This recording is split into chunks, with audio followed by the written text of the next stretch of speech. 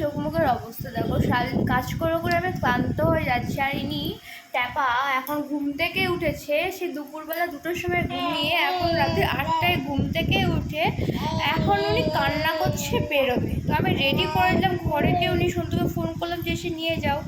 ততক্ষণ আর সবুর হয়েছে না, কী করছে আমি দেখাচ্ছি। বিকালবেলা আমি তো ওকে ছাদে নিয়ে যাই, একটু বাইরে নিয়ে যাই। আর এখন তো আমাকে একটু রান্না করতে হবে, এখন সব নিজের একা হাতে করি।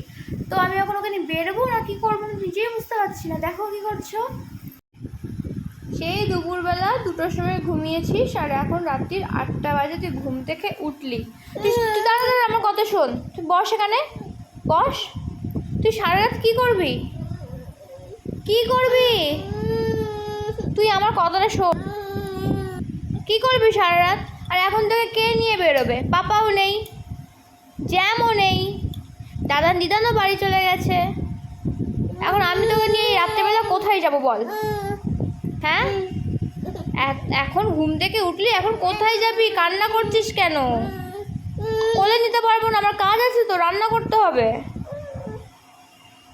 বসো ওখানে চুপ করে, আমার পা ধরেও লাভ নেই না, আমি কোথাও নিয়ে যেতে পারবো না, আমার রান্না বান্না আছে, অনেক কাজ আছে বাবা। তুমি এখন ঘুম থেকে উঠলে, তুমি বিকালবেলা যদি উঠতে আমি তোমাকে ঘুরতে নিয়ে যেতাম, এখন হবে না।